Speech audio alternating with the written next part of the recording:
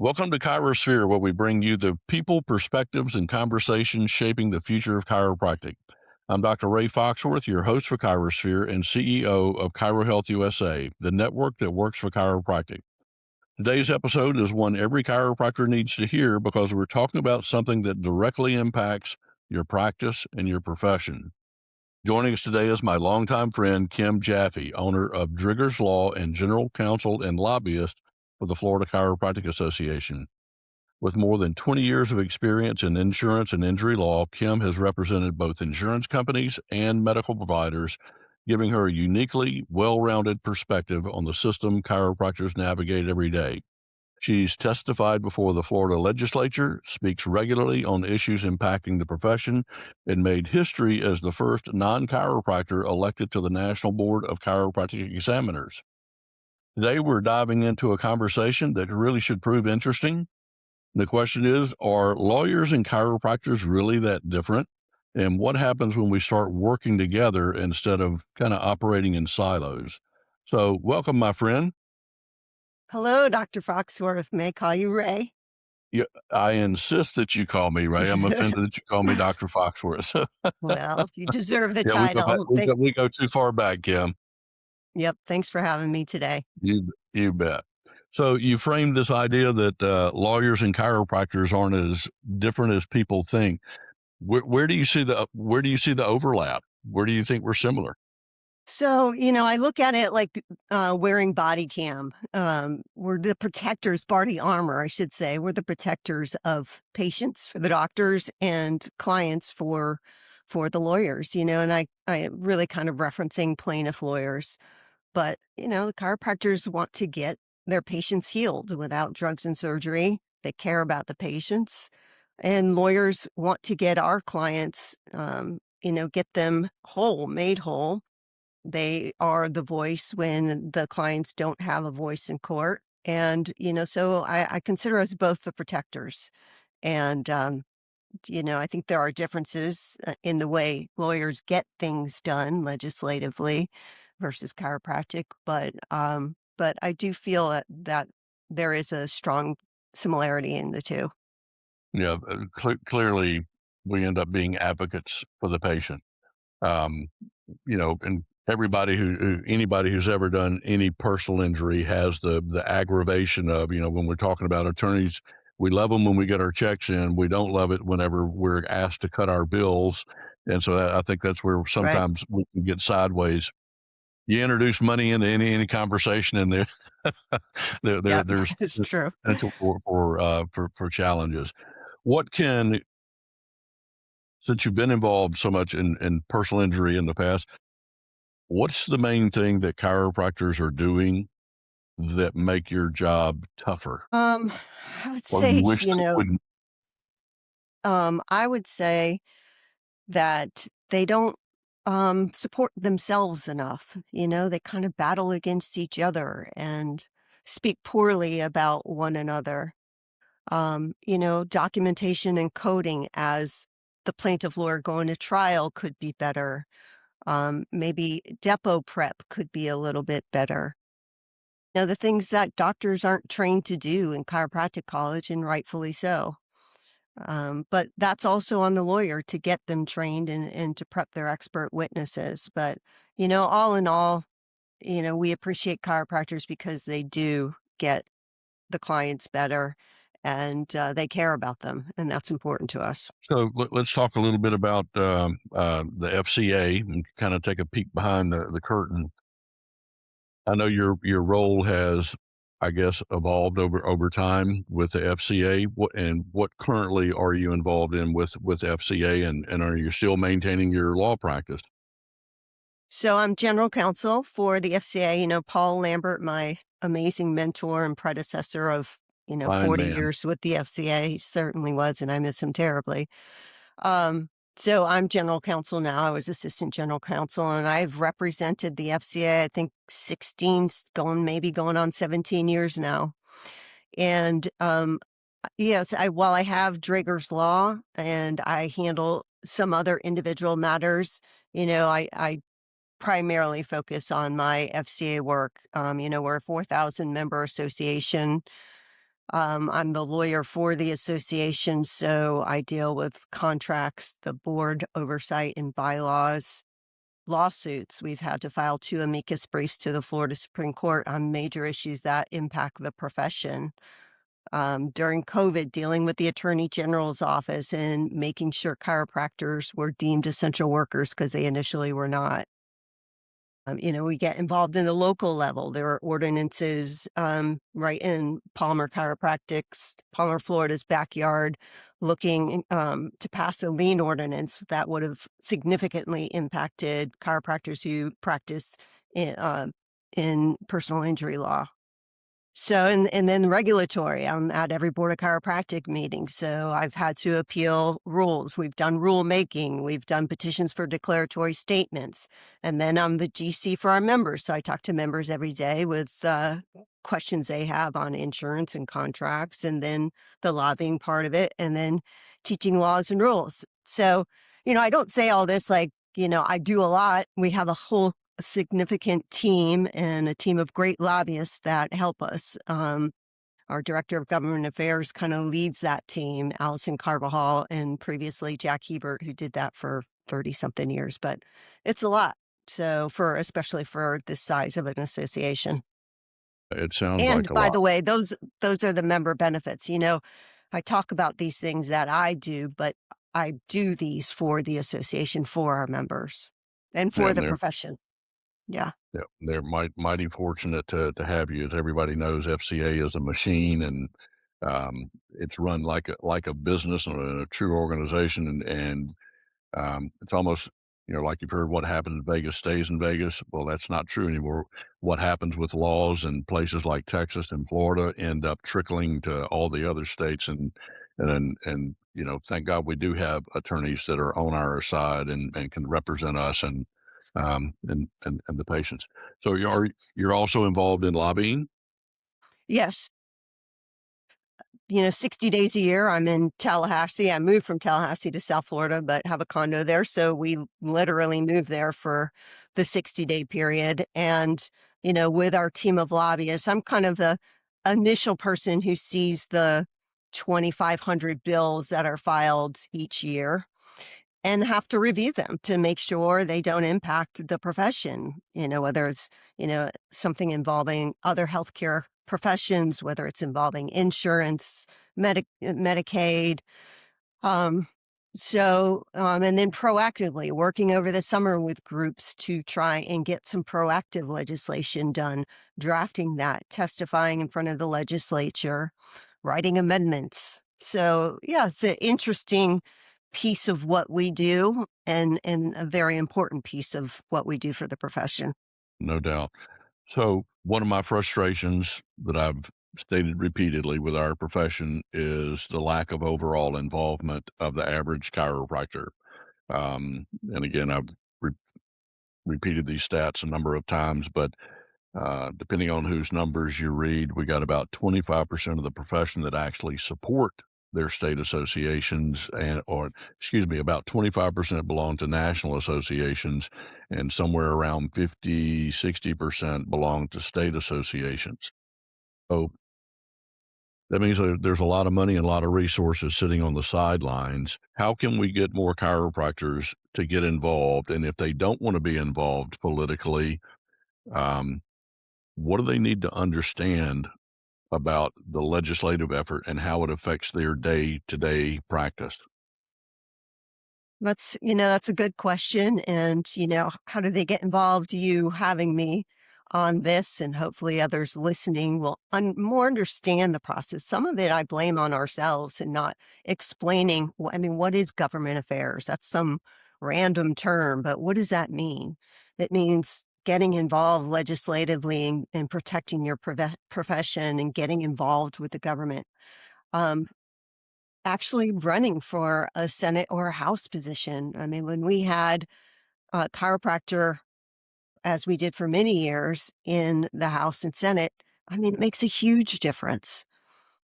Biggest misconceptions, doctors just think, oh, well, I don't need to get involved with our association because they'll get the legislation passed anyways.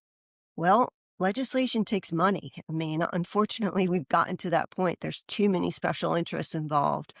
When you're trying to defeat an insurance company bill and they've got 100 lobbyists and they've got tens of millions of dollars that they give in support, we're just sitting on an island ourselves as chiropractic, especially if we don't have the other healthcare professions involved. So, part of it is education. I try every Florida laws and rules class to explain the process. I mean, chiropractors don't go to school for learning that process. We have a chiropractic day at the Capitol. We try and get chiropractors to Tallahassee to get them to see what it's about. Their involvement in the national organization and going to DC is important. So educating and not putting your head in the sandbox. I know that debt is hard to pay back after you graduate, but looking at the bigger picture as to what can I do for my profession and how am I going to make sure my profession's around 10 years, 20 years from now? It's important. I would go so far as to say, if we look at the average doctor's office, I don't think they even begin to realize how much being an advocate on their behalf, or just how important it is. So, doctors, if you think your reimbursements are too low, that's a legislative problem. If you think your pre-cert's an issue, that's going to be fixed by a legislative solution.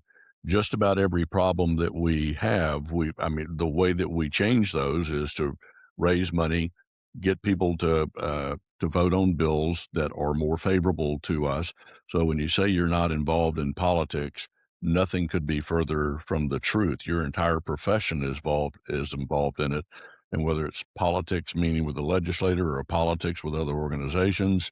Um, I mean, we've got to show up more. We've got to speak up more and get involved. That's been a challenge for us for a long, long time, and it ends up falling on the shoulders of the few that are willing to step forward. That's why we see so many of our leaders, I think, serving in multiple roles, often in multiple organizations. There's just not enough other shoulders at the wheel, and so if you don't want to get involved in politics directly, just understand that everything you do in your office is affected by politics and the work that's being done to advocate on our behalf. So at least financially support those that are willing to step up. And Ray, let me interject. What I don't think they understand the importance of is our key contact list. So, doctors out there that are treating legislators, treating legislative aides, um, legislators love to hear from their constituents. Getting a call from me or one of our lobbyists versus getting a call from their chiropractor makes a huge difference. Who votes in their district makes a huge difference. So, if you're out there and no matter what state you're in, if you have a key contact like that, that can make a difference. Where a bill is coming up and they're on a committee and we need their vote, we want to know who those people are so that we can call on you to say, can you just pick up the phone and explain here what we're trying to get done and ask for their vote? So, those you would call your association and provide that information, and that's extremely helpful for us. And that's free, you Yeah, know? no doubt. Yeah, you're spot on. There are so many docs that see influential people, but it doesn't make it up the chain, so we don't know where the connections are. And that would be a hell of an effort to be able to get all of those contacts, and um, would make things so much easier for those that are trying to advocate. And it does mean a whole lot more if it's the local doctor calling from time to time to let them know that's what's happening on Main Street, so to speak. Um, I got involved in our state's politics early on. One of my favorite stories is when Greg Harper got elected to the state.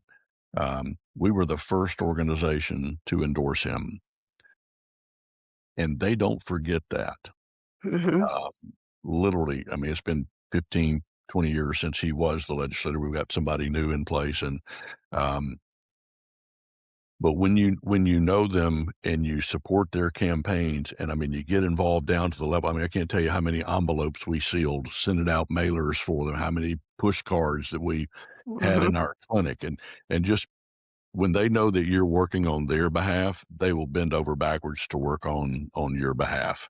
And literally, if you can catch somebody who looks like they've got a future in politics, get on board with them when they're the dog catcher, and then the mayor, and then the representative, and because those relationships over time, as those people move up, they are absolutely invaluable.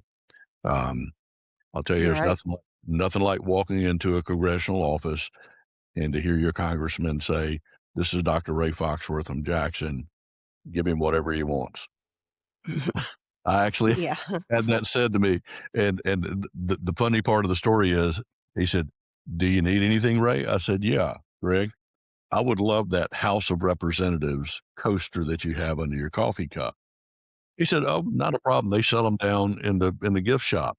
I said, "Greg, I don't want the one in the gift shop. I want yours. It'll mean more to."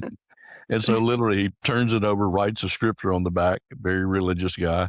And so now I have Greg. And so that's just the level of communication and the willingness to work with you. And it literally all goes back to, we got involved early on. We helped get him elected. We had every chiropractor in the state that was inclined to vote for him to send out letters to their patients. You know, we don't normally get involved in politics as a chiropractor, but it's critical that we have people that are going to look out for the best interest of our patients. And if you're not committed to someone, consider, Greg Harper. And I mean, thousands of letters went out, and like I said, they just, Putting a sign in your yard, yeah, waving yes, signs on the street corner. yeah, they do not forget those that help them get there. All right, everybody, will hang tight while we take a quick break to hear from our sponsors. Welcome back to our podcast with Kim Jaffe. I'm enjoying the conversation. I hope everybody else is. So I want to talk about, I think, a recent challenge y'all had in Florida surrounding dry needling. Kind of tell us what that case was about and what that situation was about and how it got resolved. So in 2024, we passed legislation on dry needling. I want to say maybe 25 states have it for chiropractic at the time in 2024. We started by filing a petition for declaratory statement with the Board of Chiropractic Medicine in Florida, thinking that was the best route to go because certainly it's within our wide scope of practice. Presenting in front of them, I had an expert who discussed dry needling, flew in from Arizona. The board was heading south saying, I think you're going to have to go before the legislature. So unfortunately, I had to withdraw that petition. And that's what we had to do. We had to go to the legislature. But every time you do that, you have no guarantees it's going to pass. And again, it takes a lot of money and time to go and file a bill. So, the first step is to find your champions. Who's going to sponsor this bill for you? Somebody in the House, somebody in the Senate. Fortunately, we found two great champions, Christine Hunchofsky out of Parkland in the House, and Southerner Jade Trumbull in the Senate, and they file the bill, and then you have to go through a committee process. So the bill got assigned to two committees in the House, two committees in the Senate.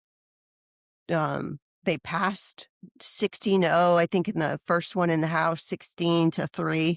So they passed pretty easily. But in that process, I had to testify. We brought a chiropractor in to testify. We had opposition by another chiropractic group. They testified against the bill. So imagine the confusion by legislators when you have two chiropractors testifying in favor and one against. The same process happened in the Senate. We passed there quite easily, 9-1 in one committee, 19-0 in the second committee. Passed on the House both floors. And so we thought we were in great shape. Despite that organization walking the halls opposing us as well. And then there was another chiropractic group that moved forward with a veto campaign through the governor's office to attempt to veto this pro-chiropractic, pro-scope bill more tools in your toolbox. And also, this bill had a very important issue that dealt with licensure for students who went to chiropractic undergraduate school outside of Florida or outside the US, like Canadians who got their Mhm. undergraduate degree. And there are many that come for chiropractic college. They are not able to get licensed in the state of Florida, and that wasn't ever picked up upon. And then at that same Board of Chiropractic Medicine meeting where we went forward with a petition, they denied licensure to these new graduates because they went to school in undergrad, not grad, in Canada. So that was a whole nother piece to this bill that now we're facing another chiropractic group trying to veto it, and our bill didn't get signed by the governor until like the last week that the governor could have signed the bills because of the stir that this created. But it's passed. We're on to certifications. We're on to healing patients better, and happy to have it in Florida now. Yeah, that historically has been a challenge for us for sure, not just at the state level, but also at the national level, as we all know. I'm pleased to say though, I'm seeing more cooperation among those groups now on this Medicare modernization bill that's we're trying to get passed, and kudos to them for stepping up and being in the same room and having the conversations. It's much appreciated. Um, yeah, we didn't license chiropractic in Mississippi until 1973. Wow. So Jeez. the year before I graduated high school, and um, so my parents practiced from '68 till then without any licensure whatsoever. And I remember when they were trying to get that bill passed, there was two sides of the story from the chiropractic profession, and um, there was a meeting in the governor's office, and the governor basically said, "You got two opposite bills, or one's against the other. You guys get the hell out of here until you get your you know what together and bring me one bill." And it took a governor telling us that to make us sit down and play nice and figure out what was best for the patients that we serve. And um, so yeah, that's a challenge. I wish it wasn't there. I guess it is going to be. As long as we're a profession, we have a very um, people are very dedicated to their identity and how they want to practice, and I get that. But boy, when you step in the legislative arena with uh, opposition from within the profession, it's easy to get It's a frustrated with how long it takes to get yeah. things. I mean, pretty much they have said, don't come back unless you're on the same page. So after that fairly bad experience, we worked together with another group. And, philosophically, if they don't agree with it, it's not a mandate in the bill. If you don't want to practice that, then don't do it. But just don't come and testify against it and let it help the majority of other chiropractors in the state. And then with regard to the other one that just did it for vengeance because they didn't like the Florida Chiropractic Association, you know, we started in 1931 and up until last year have been the only organization solo to get legislation passed. So just like don't interfere. I mean, and so when you talk about the similarities and differences of the lawyers and the chiropractors, the lawyers, they just as competitive as they are, you don't have that. And, they fight tooth and nail to get legislation passed and supported and walk the halls and testify. And because legislators don't like it, it's confusing, one, and it's frustrating. And they don't like opposition. I mean, for the legislator, it's a no-win situation for them. Who are they going to tick off? They're both constituents, and it really puts them in a tough position. So, but hopefully, we get better at ironing those differences out before we go into the halls of our capitals. So, what's the one thing you wish every chiropractor understood about legislation and advocacy? If you don't get Oh, anything, I oh hope you get. yeah. I think, it's well, you file the bill, you can get that passed. You know, it's not easy. And I think that's one misconception. Just if you're not around it, you don't understand. Like, certainly you file this great bill, it should be easy to get passed.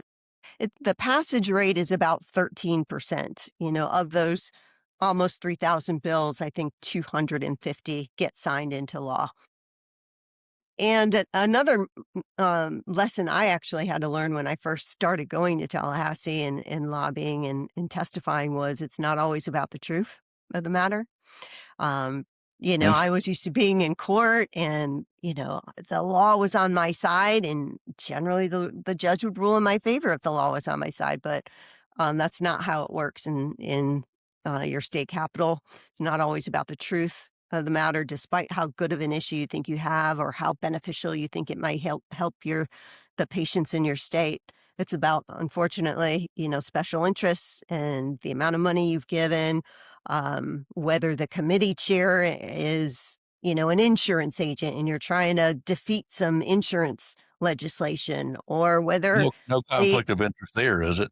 no, I mean, so there are so many other things involved. So, yeah, legislation's not easy.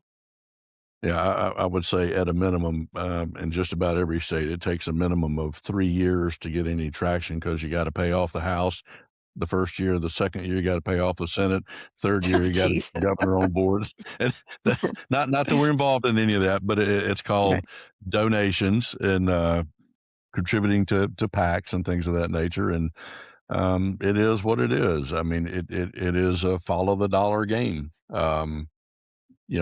We wish it wasn't that way sometime, but I don't see that changing anytime soon. Yeah. So, can we talk a little bit about, let's say there's a doc out there, they're listening to this, they kind of get it. Yeah, I probably should be involved. I should do something rather than nothing. Um, what's the one thing they could do this week to start getting involved? I think they should think about their patient base or client base and well, I guess one thing is important is to go to your Florida House, I mean your House of Representatives or your state Senate website. Find out who your senator and House member are. Do you know them by chance? Because a lot of people don't know who represents their It's district. true. And, make a list. Is there anybody that you may be able to have some influence on? And if the answer is no, well, can you call that senator or House member's office? Take two or three chiropractors with you. Ask him or her to go to lunch. Here's what I do. Part of it is explaining this is what chiropractic is. This is what we do. You think that most legislators by now understand that, but not always, especially if they've not been to a chiropractor. So, Yeah, that's start that relationship, make that relationship, and then, join your association, call your association, let them know of those key contacts that you have. And if you have any kind of desire to go into politics, speak to the government affairs chair in the association or your lead lobbyist and walk through that process to see if it's a possibility because we do need chiropractors in the legislature to help get some of these bills passed. no doubt. The old saying, if you're not at the table, you're on the menu. Well, that's what True. happens to us. We don't have a chiropractor in most of the state houses, and certainly don't have it at the national level. And I do think that is hopefully the next evolution that we see in the profession is more doctors getting involved. I mean, we certainly hear almost day in and day out from any MD that's part of the uh, federal legislation or the House or the Senate, so that they get a lot of publicity because of who they are, and um, but they're only telling one side of the story, and that's the challenge, and that's why sometimes we end up seeing bills that it's logical that they would pass, but there's somebody who doesn't want it to pass because of their own biases or their own self-interest. So it is a money game. So I Yeah. want to pivot a little bit and be completely self-serving. I'm being transparent about it. I think you and I met whenever I rolled out Chiro Health to Florida. Boy, it's been probably 17 years ago. Can you believe that? Wow. 18. So that's probably right around when I started. Yep. Hmm. And so that's when you and I met. Uh, We lectured together. yeah, We had a we did. class together. Yeah, I think we've done that twice. One on the You're right. concierge care, that was kind of midway, but earlier on, yeah, absolutely, we have. Um, I won't talk about an incident where a microphone walked off the stage somewhere, but a hot mic. Uh, but anyway, we go a ways back, and one of the interesting things about Florida, and I don't know how many doctors are aware of it. From what we see, apparently not a lot. But y'all have a statute, 456072-1C, which prohibits healthcare providers from charging insurance patients more than cash or private pay patients. And if you violate that, it's considered unprofessional conduct, and they have administrative fines, disciplinary actions, and legal liability. This I found interesting. Said that patients may have a legal basis to pursue civil action against the provider for overcharging based on their prohibited practice. So we know they're not supposed to charge more to insurance than they do to private pay. Fortunately, there's a couple of ways around that, or legal compliant ways to be able to charge different people different fees. And it all centers around the contractual network discount. The reason that what we do works well in Florida is we are regulated by the Department of Insurance. And so if there is a different fee for that, for those patients that are members, they truly can be in they're basically buying a membership, which gives them access to maybe a better fee than what the doctor's higher or actual fee is. So what's your take? Is this a paper problem in Florida? Is it looked at?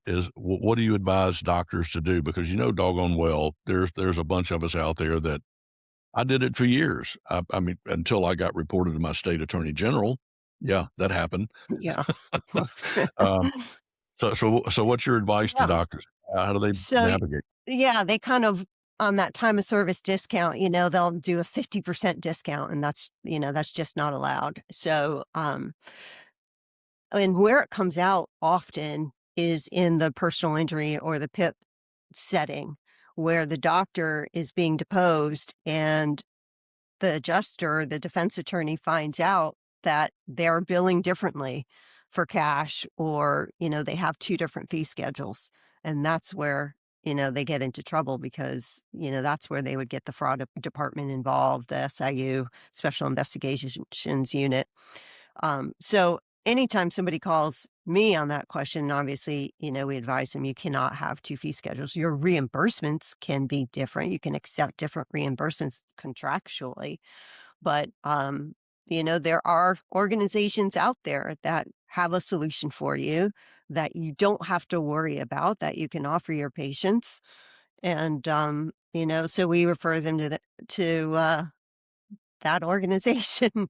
And, my daughter has used it when she was in going to college, and, it's just an easy, straightforward way to be able to charge patients without worrying about violating that particular law.